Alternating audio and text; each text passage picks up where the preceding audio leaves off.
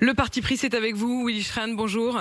Bonjour, Vous êtes le président de la Fédération nationale des chasseurs. On vous connaît très bien sur RMC parce que vous êtes aussi une grande gueule. Votre parti pris ce matin, c'est que les chasseurs pourraient devenir des sortes de policiers de l'environnement ou des policiers de la campagne et de la forêt. Franchement, Willy Schren, dans le contexte actuel, c'est-à-dire juste après des accidents, dont un mortel, on rappelle quand même qu'il y a un automobiliste qui avait rien demandé à personne, qui était tranquillement dans sa voiture sur une 4 voies en Bretagne et qui s'est pris une balle et qui a fini par en mourir. Dans ce contexte-là, dire on pourrait pallier au manque de policiers, c'est un peu de la provoque quand même, non?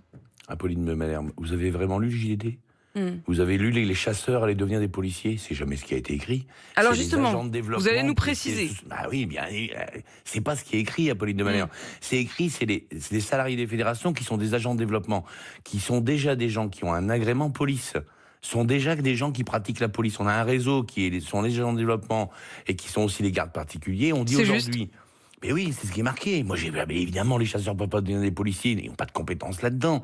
Il y a des gens qui sont payés pour ça, et c'est déjà leur travail, qui sont sur les territoires ruraux. Aujourd'hui, on a un vrai problème de petite délinquance environnementale au niveau des petites communes rurales, et on voit bien, la gendarmerie est occupée à la grande délinquance, l'OFB s'occupe du trafic d'oiseaux et d'autres choses, et on voit qu'il y a une demande très forte des maires ruraux qui nous contactent, et qui nous disent, voilà, est-ce que vous pouvez nous aider pour le dépôt d'ordures, pour la divagation des animaux, pour les quads ou les motos qui traversent impunément les forêts protégées. C'est de ça. Mais concrètement, alors justement, vous nous donnez ces exemples-là, Willy Schren, à l'instant, c'est-à-dire ces exemples en effet de gens qui vont déposer des ordures au milieu de la forêt, ou vous disiez à l'instant des gens qui traversent en quad.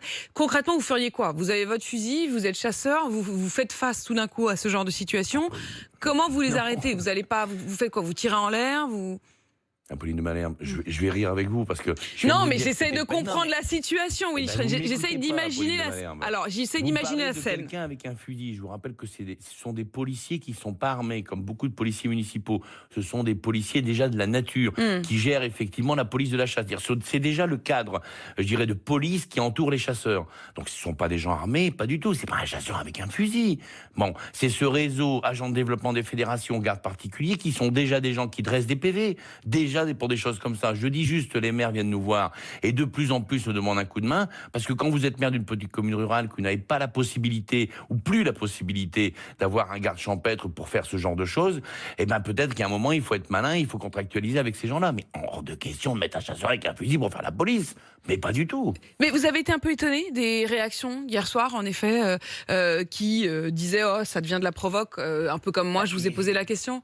Ben oui, pourtant, c'est pas ce qu'il y a écrit. C'est pas du tout ce que j'ai dit. Mais bon, on a un petit peu l'habitude maintenant, effectivement, des synthèses un peu rapides concernant la chasse. C'est dans l'air du temps. Et pourtant, je vous assure que c'est quelque chose qui nous est demandé sans cesse par les petites communes rurales ou les communautés de communes.